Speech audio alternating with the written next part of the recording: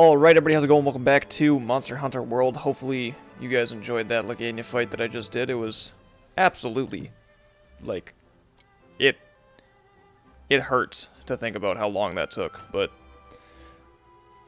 we did it. It's done. The Lagania is no more. So hopefully this time we fight something that's not going to take me an hour to kill.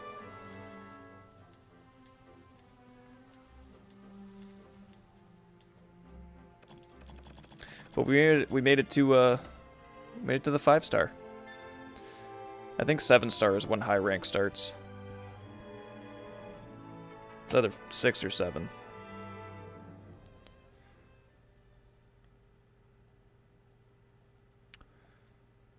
Oh, it's very impressive. Now we get to go to the Rotten Vale. Look at us go. Speak to the Fleet Master. How incredible. Absolutely. All right, the time has come. Let's head down to the bottom of the vale. Well, off we go. Off we go to the Rotten Vale.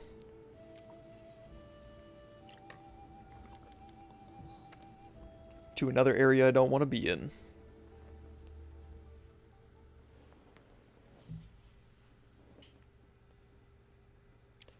But it's an area that we're going to be in a lot. When it comes down to the farming.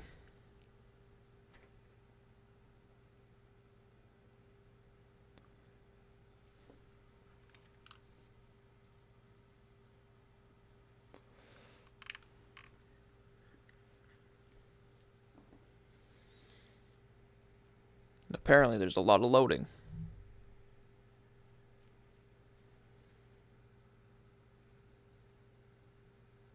Well, how you guys doing? What's new in your guys' life? That's cool.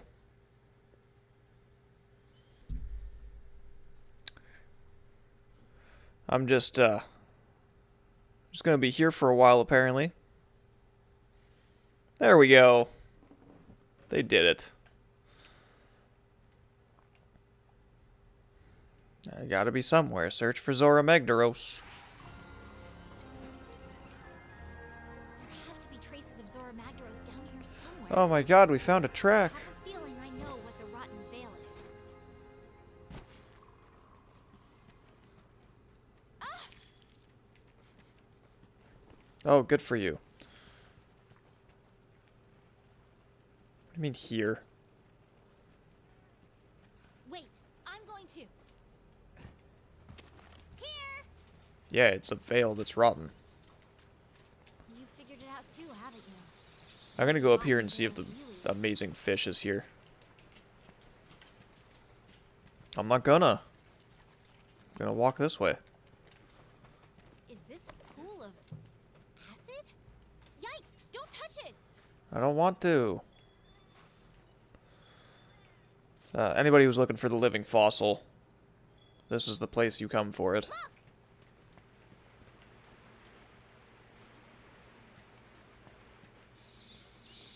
I think that's it.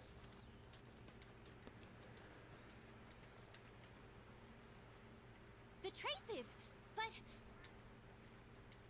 How do I fish?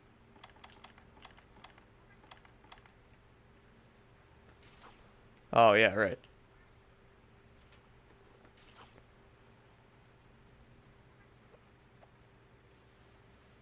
Yeah, I'm pretty sure that big thing right there is the living fossil. How do you fish again? It's been a long time.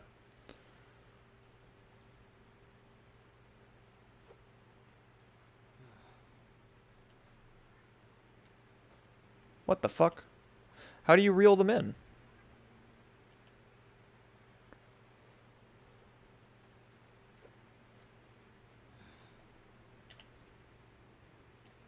Like, actually, though, what the fuck?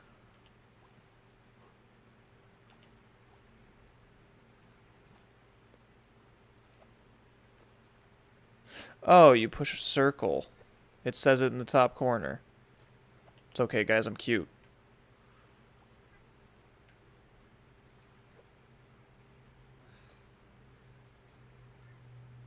Shit. Oh, that's not the one we wanted anyways. I'm gonna get this living fossil. It's gonna happen.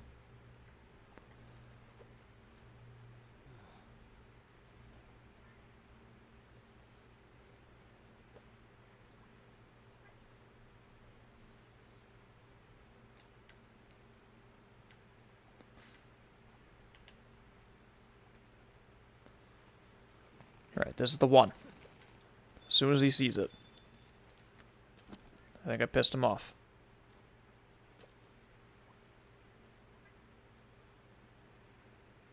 Why would you go past it? Turn around. Big fishy. Big fishy. Okay, we're just gonna recast them.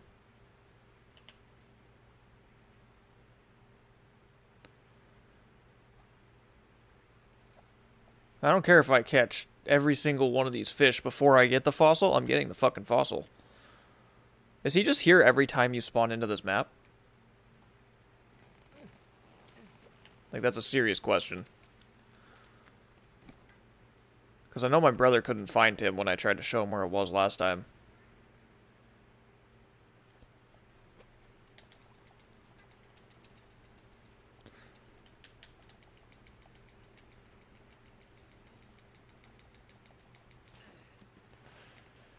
Well, shit.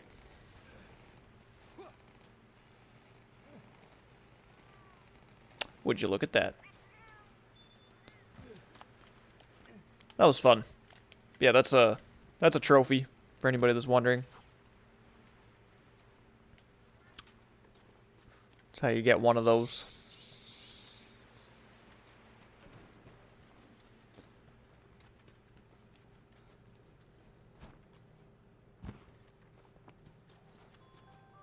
Oh, Jesus Christ. I know we've reached the bottom.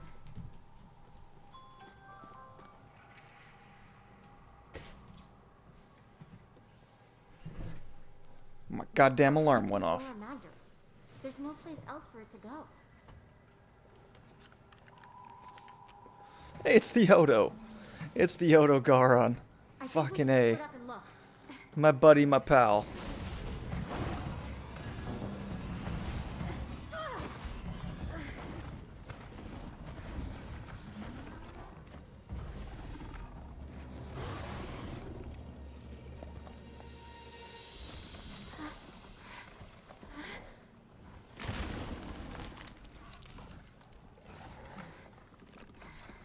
But I want to fight it.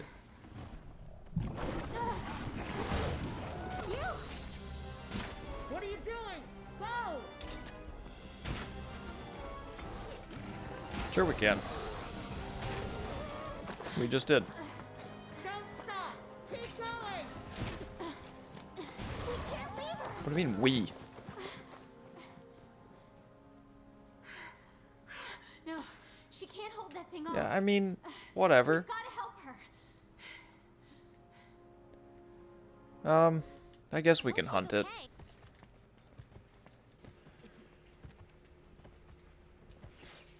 Alright guys, how's it going? Welcome back to Monster Hunter World. So, sadly, all of the audio for this Odogaron fight is completely gone. There's no way of me getting it back. I don't know what the fuck happened. I don't know if I unplugged my microphone. I have the file for this episode, but basically everything after me fishing is gone. There was a very small, like, 30-second thing, so I don't know if I paused the recording somehow. I don't know if I did something. Something happened that ruined this, and I'm gonna do my best to kind of commentate through this, but my child is awake. She's gonna be rolling around, but I have to commentate this, otherwise it's not gonna get to go up today.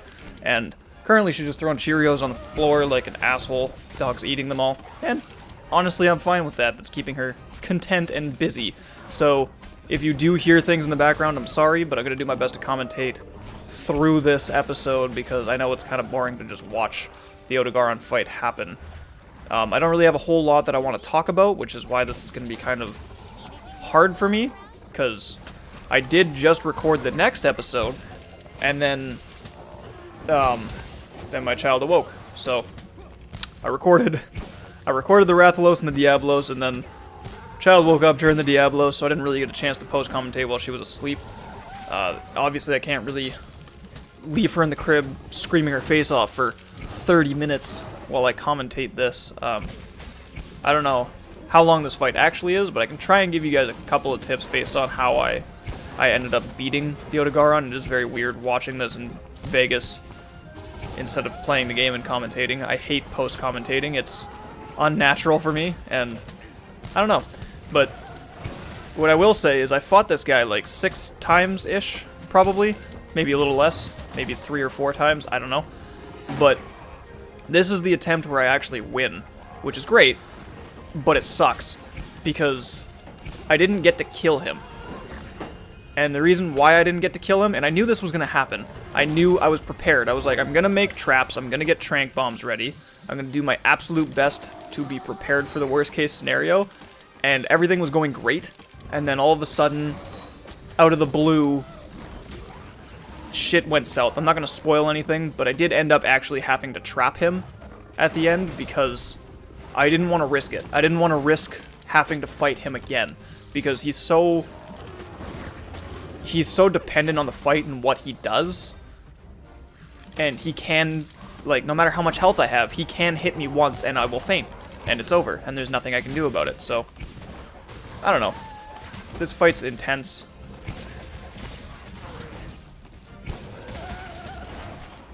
So, if I do end up pausing in the middle of this and then coming back to the commentary, it's because I'm going to try and leave dead space in between to try and edit out all of the noise that my child is going to make throughout this recording. So, I will do my best to kind of mitigate the noise that's happening, but I can't do everything in my power because, obviously, she's going to make noise.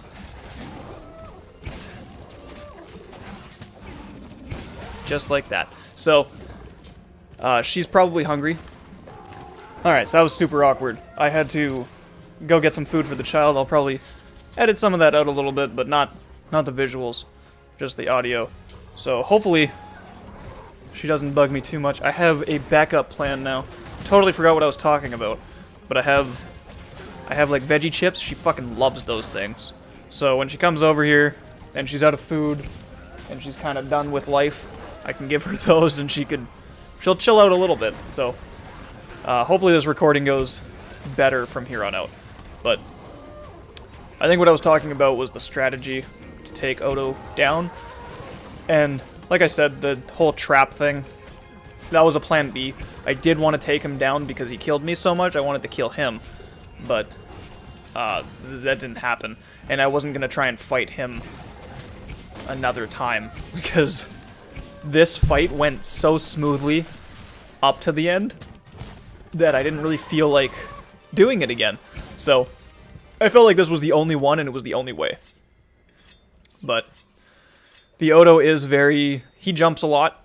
The best place to kind of attempt to attack him is from the side. He doesn't do a lot of body checking kind of things, but he will whip around in a circle and hit you. If you take his claws out, he won't apply bleed to you. His claws grow back, so you have to keep on breaking his claws, but once they're broken, he can't cause bleed. The bleed is one of those things that you just have to be crouched. You can move while crouched, and it'll still get rid of bleed, but you have to be crouched, which sucks. You can't have your weapon out to crouch, otherwise you roll. You have to push X to crouch. And I believe here I'm looking for, I think, sleep herbs to try and make tranq bombs, because I needed tranq bombs. But yeah, this guy 100% upset the entire fight, and it was just brutal. What I just did, I guess this is totally unrelated to the game, but what I just did in my house was crazy. I took all of the things that are on the floor in my bedroom, put them on the bed. I folded it because it's all basically my girlfriend's clothes. She has a lot of it. There's not really a lot of places to put her clothes, so she kind of just, like, dumps it places, right? I don't know if those clothes are clean, but I folded them all, so she can go through all of that shit when she gets home, and decide whether or not it's got, if it's dirty or not, basically. And what I've done is I've taken out, we had a desk in there.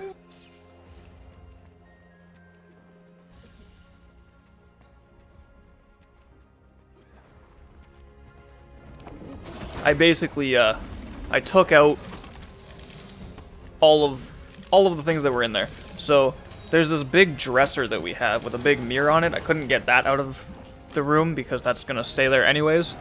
But we have this desk that just sits in the corner, and my girlfriend wanted to put her computer into our bedroom a long time ago, and that desk kind of sucks for a computer. It's not good. We had a desk for her, so I just kept all of the things on that desk, moved the dresser slightly, and then put her entire set of, like, I literally lifted up the entire desk with everything on it, unplugged from the wall, walked through the house, and just dropped it where the old table was. So now she has her computer in there. It's not set up. I didn't plug anything in, because I don't know where she wants the computer entirely. Like, I know she wants it in that corner. I just don't know if she wants it on... Like, if you're picturing the corner, I don't know if she wants it on the wall to the left, or on the other side of the corner to the right. So, I don't know how to... I don't know where to put it, so I don't want to set it up, because there's two outlets. Personally, I think it would be better if she put it against the wall to the right, because there's a closer outlet, so it'll be easier for her to just run a power bar over to her computer and just have everything kind of rat's nested beside her computer, but the way that my computer is, because my computer has legs, and by that I mean my desk. The desk that I have has legs. It's just a fold-out table, so all of my cords are just wrapped around the legs of the table and then plugged into everything that it needs to be plugged into. So for me to move my table and my computer, it takes a lot of effort. I have to move not only the computer and the table, but I have to unplug everything. I have to unravel all of the cords around the table in order to fold the table, because the table doesn't fit through doors. So it's very hectic.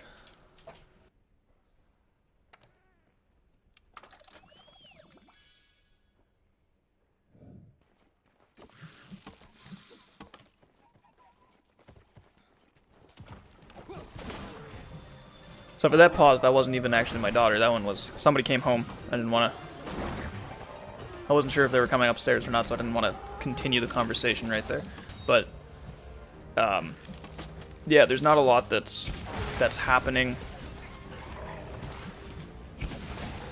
right now to talk about in my life, other than I got a whole week vacation, which is crazy, because they overscheduled for the week, and I guess they over-prepared, so they needed to get rid of people for that week, so they basically just gave me a week's vacation, paid for, and I was like, sick.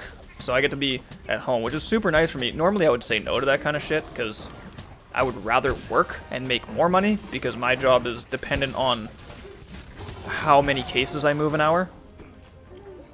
If I'm moving the maximum amount of cases for the maximum amount of pay, I'm making more money than my base wage. It's almost, like, I don't think I can say wages, but it's a crazy amount of an increase on top of what my base wage would be. So, instead of getting paid my base wage, I'm getting paid my base wage plus my efficiency bonus, basically. And my vacation will only give me my base wage, so the only difference is my vacation, I think, is based off of I want to say between 6 and 8 hours, and recently I've only been getting like 5 hours, because it's all based on how fast we work, and then if there's no cases to pick, we all go home. So the faster everybody moves, the faster we get out, and since the amount of people that we had was overwhelming the cases, which is why I'm on vacation, we were out incredibly early every night. So it sucks for pay when we leave early, and it also sucks for hours. And I don't know if my vacation time is just averaged from the last couple of weeks that I was there, or if my vacation time is on an 8-hour schedule. But regardless, I'm getting paid for something that I didn't think I was going to get paid for. I thought I was just going to have a week off. which I would have been fine with, but I'm glad to know that I'm getting paid. And the reason why this is so good, and the reason why I took it,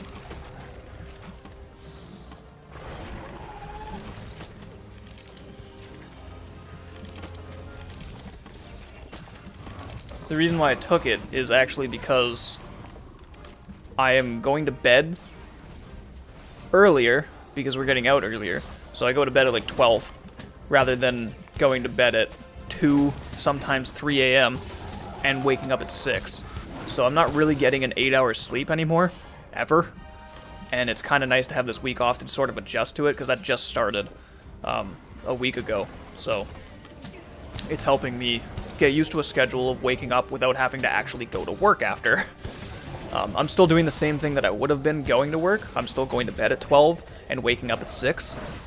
Or sometimes going to bed at 2 and waking up at 6. It's just I'm not working after, so it's less of a grind for me.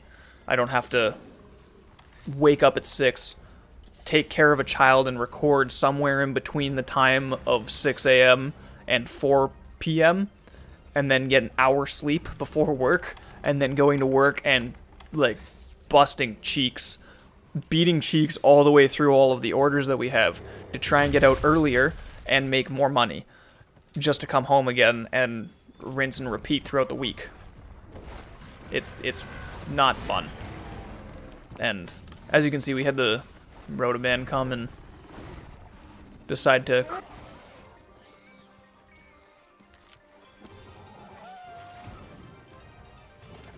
create a turf war with the Odo. Sorry for the pause. That also happened with the Gyros, but I don't think it counted as a turf war for some reason, which sucks, but it's just research points, no biggie. But that definitely helped with taking the Odo down, because obviously other monsters damage the monster that you're fighting.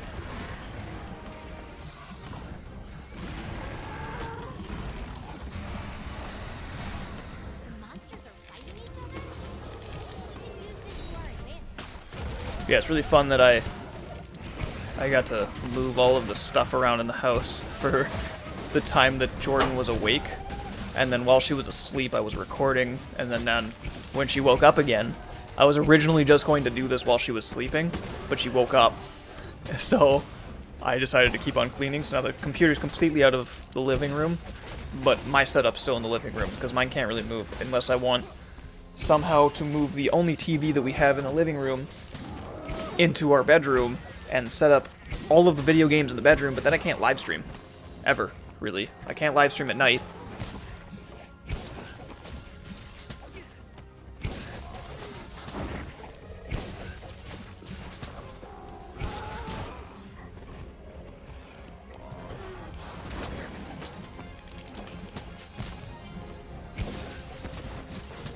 I can't really live stream at night just because if I'm in the bedroom at night live streaming, then my girlfriend's there and she's trying to sleep, and she also now has a job where she has to wake up at 5 a.m. So she gets to sleep for 8 hours, sure, but she's at work basically doing desk work, so she has a way easier lifestyle, which is funny to me because she always compares like, oh, now you're doing what a woman would do. You're staying home with the child and then going to work after it. I was like, but the difference is most women, and I'm not speaking for everybody, I'm just saying, a lot of people will put their child into daycare during the day because they have day jobs. And then they go to work during the day, and then they pick their kid up and they hang out with them for a little while, and then they go to bed, right? So you're not really taking care of the kid. I decided to wake up at the ass crack of dawn, take care of my kid all day, and then work after. And the only reason that I wanted to do that is because daycare costs $1,000 fucking a month. And I was like, well, that's part of my paycheck. Yeah, it's split up between the two of us, or she would take up the entirety of that, or I would take up the entirety of that, but it's still $1,000. Like, that's stupid to pay that. So I was just like, no, I can look at a child and play with it during the day. It shits itself. I change its diaper. It's not hard. It doesn't take a lot of effort. A lot of people don't want to do it, but it doesn't take a lot of effort. It takes a lot out of you. It's very, very tiring at the end of the day, but it's doable. So I was like, no, I'll just take care of the kid. There's no point of her going into daycare and then us spending extra money. Like, the whole point of you getting a job is to save money, right?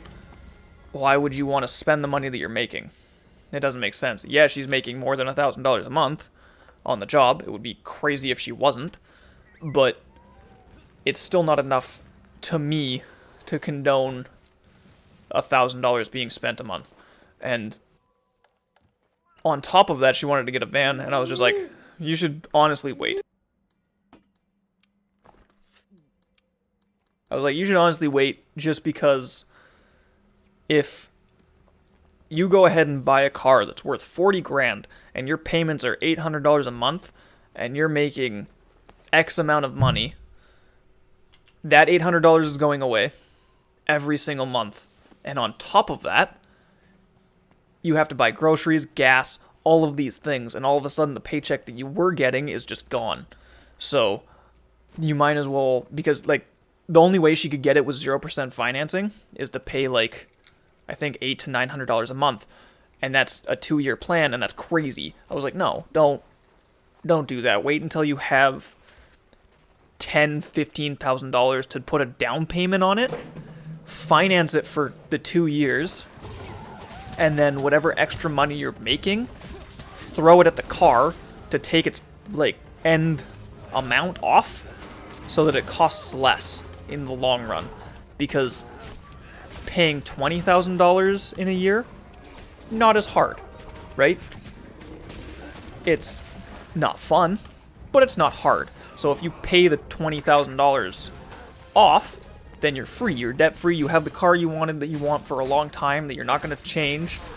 You have that extra $800 coming in every single month leading up to it that you're just putting aside as if you were paying the car, and then when you have enough, you just dump it on the car.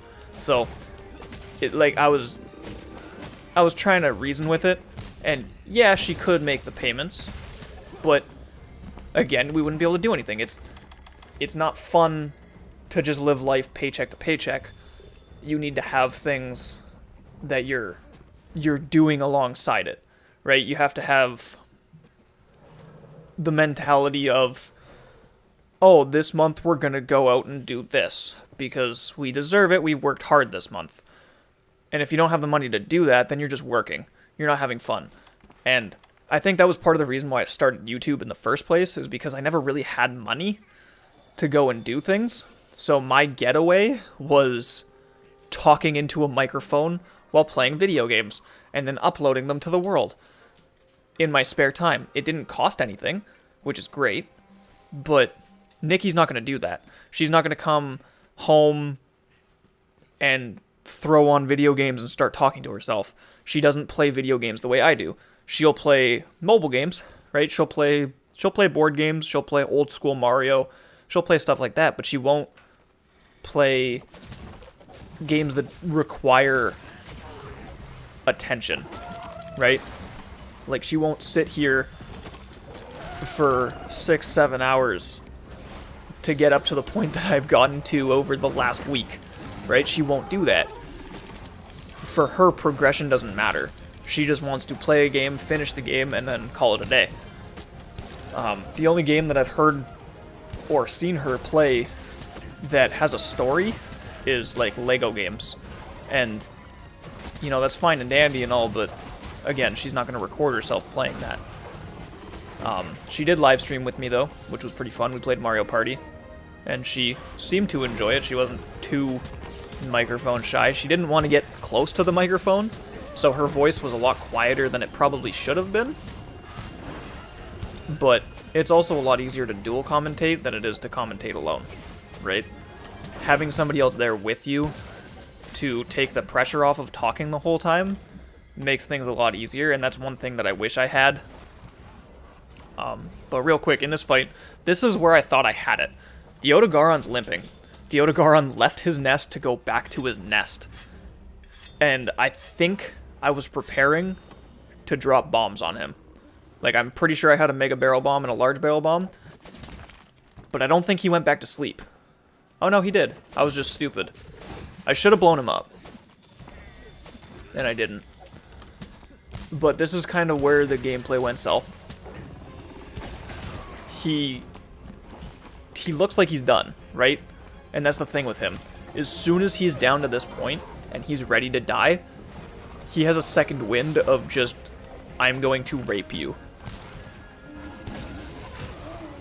And it's gonna happen soon. Like, it just takes a couple 1-2 punches and then it's over. And it's never fun to lose right at the end like this, because I fought so hard to get to this point without dying, and it was going so well, and then all of a sudden he just took me down. Like, I should have died right there. That should have been it. Especially with his tail touching me at the end there. But I didn't die. I was still alive somehow. I got lucky. And then I guess I got careless because I got lucky, and that's kind of when things backed up instead of going forward. But I don't know. All in all, this fight was actually pretty good on my part. I didn't die up to this point, which is good. Usually when you're fighting stuff like this, you die two times up to this point when you're underprepared, unless you're really good at the game. Not saying I am, I'm just saying that there's probably people out there that didn't struggle at all with this, but that was the thing that killed me. That was the stupidest death that I think could have happened, because I'm pretty sure I was at full health, and then he bit me and I was done, and that threw me off my game. And I was like, okay, we're gonna regroup, it's fine, don't worry about it, everything's gonna be okay, I still have 2 lives, he has 1, it's over. I was expecting him to be asleep.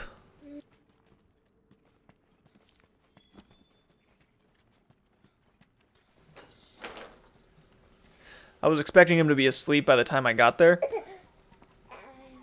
But when I ended up getting there, he's full force alive, just ready to pounce me. And that doesn't normally happen. Normally when you leave or get killed, they just go back to bed because they need to rest. But I don't know, I had no way of doing anything, and I knew that time that I was at full health, which is why that also got to me. And I was like, okay, we're not risking my last life. It's not worth it. I'm not going to go in there and just die. So I, like, immediately popped out the shock trap and then ran back, and I was like, here's what's going to happen. We're going to go to the stupid tunnel that he lives in. I'm going to place a trap. I'm going to run forward and lure him back to the trap, and I'm going to trank him, and it's going to be over, and I'm going to be happy about it. And at the end of the day, I was happy, but I would have been happier had I actually slain him, right? So he comes, he already fell in the trap, he almost got me again. If I was a little bit more careless, he would have killed me the 3rd time, and that would have sucked. But since I trapped him, I could trank him, and it was over, because once they start limping, they're ready to be trapped. You don't get to loot them when you trap things. This is the first time we've trapped an enemy. You have food.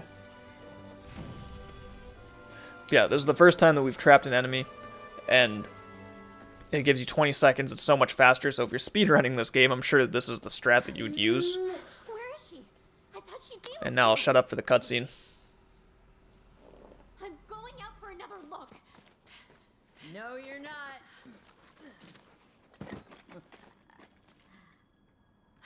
You're okay. I was scared to death. All right, easy, easy. I'm just glad that you're not hurt.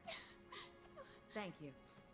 I was planning to hide until it moved on, but, well, you saved me the trouble.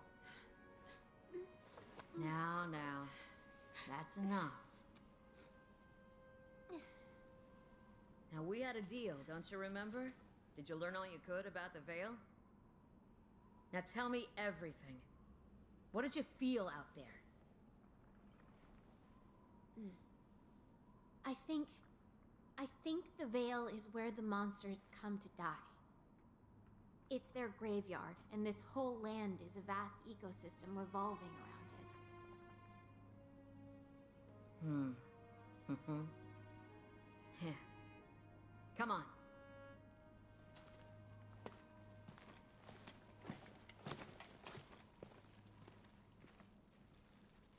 You're right. The Vale is where monsters come to rest. They sense the end and make their way here. Their bodies become nutrients that feed the coral highlands. From death rises new life, which after a cycle returns to the Vale to die again. It's an ecological marvel. One that easily dwarfs any I have ever seen. Yeah. But, have you really considered the important question? What's that? Who's at the heart of it? What monster could serve as the nutrients for a system this large?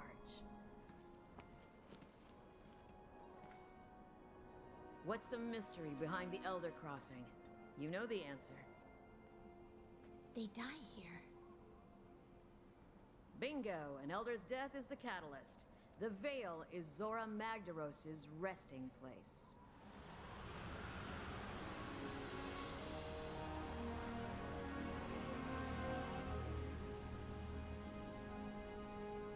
Or at least it should be. The clues are all here, but Zora is nowhere to be found. It was drawing in energy, storing it as it moved on. Was it trying to deliver it somewhere? I don't know. But I know who might. The first Wyverians have lived here much longer than us. Seek them out.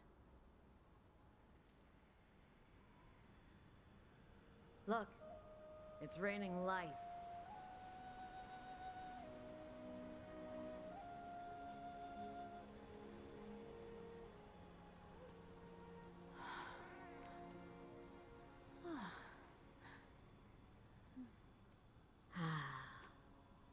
If only I could live another 300 years. Maybe that would be just long enough to see the end of this changing of the guard. Friends, you go finish this. I want to stay here a while longer. See what death has to give and life has to bring.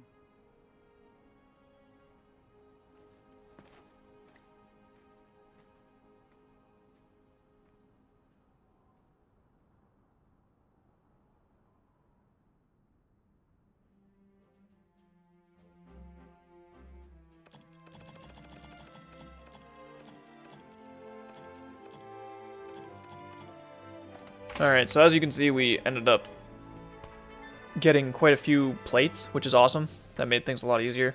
There is a little bit more to the end of this recording. And I don't know if it's the first Wyverian or not, but